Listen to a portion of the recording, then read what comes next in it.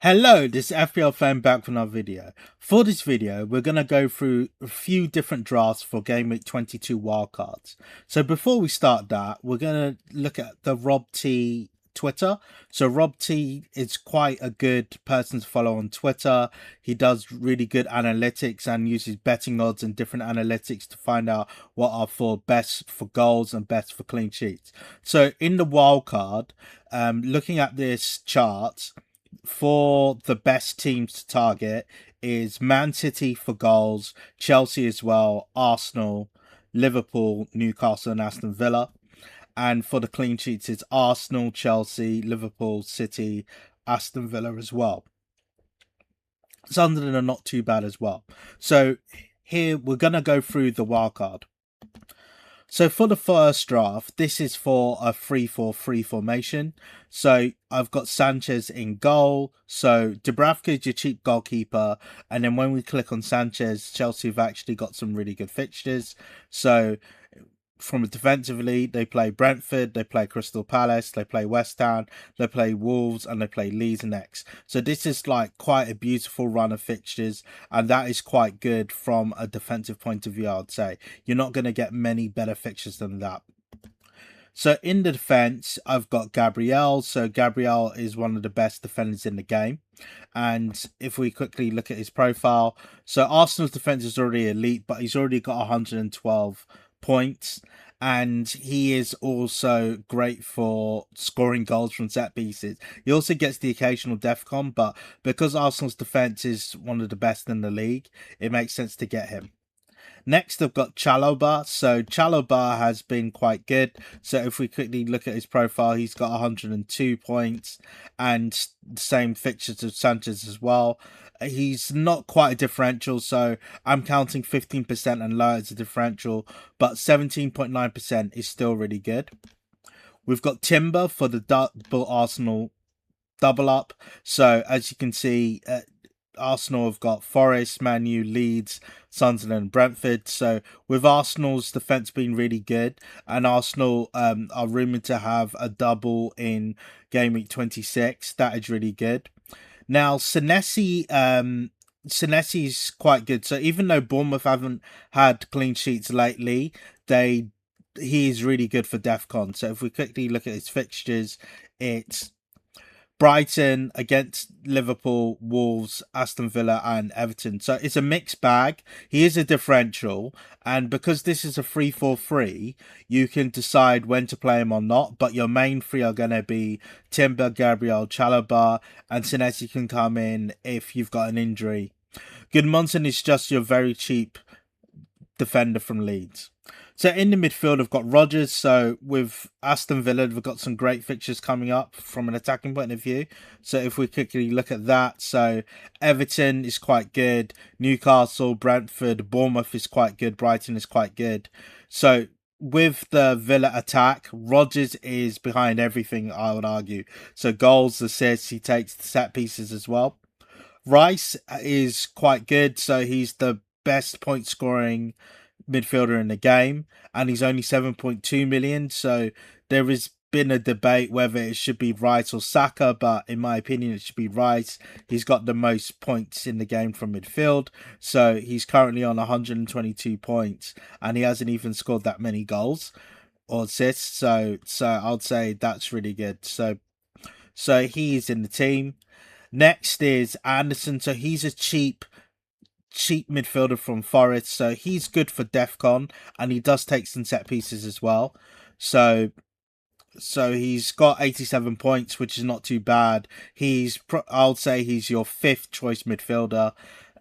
So he plays Arsenal, Brentford, Crystal Palace, Leeds and Wolves next. He's only 4.5, so a differential there, but as he's a sub, he can come on and off when you like. Bruno Fernandes is back. So Bruno Fernandes, if we quickly look, he's only got 13.1%. So even though City and Arsenal sound tricky, yes, they're very hard teams, but Bruno Fernandes is actually fixture proof. He's great for goals, he's great for assists, he's great for DEFCON, and he's only 13.1%. And after that, he's got Fulham, Tottenham and West Ham, which are quite good fixtures. last but not least, in the midfield, I've got Enzo Fernandez. So with Chelsea's good fixtures coming up, Enzo has been playing number 10, and it looks like he's in an advanced position. So Brentford, Crystal Palace, West Ham, Wolves, and Leeds is quite good. Only 10.6% own him, and he's been in okay form. So he has had a few 1-pointers, but he has had 9, 11 points and 1 point as well. So that's not too bad form to go in. And up front, we've got Watkins. So Watkins double ups on the Aston Villa attack. So Watkins is another differential, which is quite nice. So he's 13.8%. He plays Everton, Newcastle, Brentford, Bournemouth, and Brighton. He's been chipping away quite nicely. So 5 points against Man U, 12 points against Chelsea, 5 points against Arsenal, 7 points against Forest, and 2 points against Crystal Palace. So he's been ticking along quite nicely, and he's a nice differential. Thiago has been in great form, so he was bang out of form, but he has been in great form. So his last 2 games are 17 points and 12 points. So a hat trick, 2 goals. Really nice. He plays Chelsea, which is the derby, anything can happen. He plays Forest, he plays Villa. Newcastle and Arsenal are tricky games, but he is one of the, I would argue he's the most informed striker in the game right now. And last but not least, Haaland is the goal machine. You should have him in your team, obviously, if you actually want to do well in FPL. So next we're gonna go through a different wildcard, and let's quickly go through that. So in this wildcard, again, I've got the goalkeepers Sanchez and Dubravka. So Sanchez has got great fixtures for Chelsea. In this one, the defense is slightly different. So I've avoided the Arsenal double up. So Gabriel, he's the best point scoring defender in the game. Chalobah, who's great for Chelsea. He's their main defender, centre back. He's got some good points there. And yeah, he's got some great fixtures coming up. Senesi is great for DEFCON. And with this one, it's a bit different because with the defense, you can rotate it. So Senesi, we'll quickly go for it. So Senesi has got good fixtures for DEFCON and a possible clean sheet. So Brighton is not a bad fixture. Liverpool is obviously hard. Wolves is quite a good fixture. Villa and Everton are not too bad. He is 14.1%, so he's a differential. Gudmundsson is your cheap defender, but Mukwele is quite good as well. So Mukwele, he's 10.1%. He's got 6 points, 4 points, 11 points, 4 points, 3 points. So Sunderland's defense is actually quite good, and he's got a nice set of fixtures coming up. So Crystal Palace, who can't really score that many goals at the moment, against West Ham, and he plays Burnley after that. So Arsenal and Liverpool are tricky, obviously, but that's why you have a good squad, and Senesi can come in. In the midfield, it's slightly different. So we've gone for the double up with the Arsenal midfield. So we've got Saka, who has been doing quite well. So he's got 98 points. If we quickly see, he's got 98 points. He's played a lot less games than all the other midfielders compared to in the top scoring ones. He only 19.9% own him. And I think if you do a double up in the midfield of Saka and Rice, not everybody would have that. So that is quite a good combination. Here for the 5th midfield spot, I've got Harry Wilson. So Harry Wilson has got 21%, and he has got some good fixtures, but he's also been in great form. So 5 points, 2 points, 6 points, 9 points. He plays Leeds, he plays Brighton. Man U is quite a good fixture as well. Everton is quite a good fixture. So there's some good fixtures coming up. And yeah, he's been in good form across the Christmas period. Next, I've got Rodgers. So for that Villa attack, I think that's really important. So Rodgers is there at 7.7, and Bruno Fernandes keeps his place with his goals, assists, and DEFCON. Now, in the striker range, bear in mind, this wildcard is mainly for a 3-5-2 formation, but Calvert-Lewin is only 6 million, and he's been really good. So Calvert-Lewin has got 89 points, only 13% own him. He's got some decent fixtures coming up. So Fulham, home. Everton, Arsenal is tricky. Forest is there. Chelsea is okay. And then Thiago's got 14 goals in the league, and also Haaland. So it's a 3-5-2 mainly in mind, but it keeps it flexible because you can bring on Calvert-Lewin to make it a 3-4-3 if you want, and because of that money downgrading from Watkins, it allows you to put it up to actually have more money in the midfield. And also, if you want, you can change Saka to Palmer when he's back fit. So we're going to go through one more wildcard with a few more changes.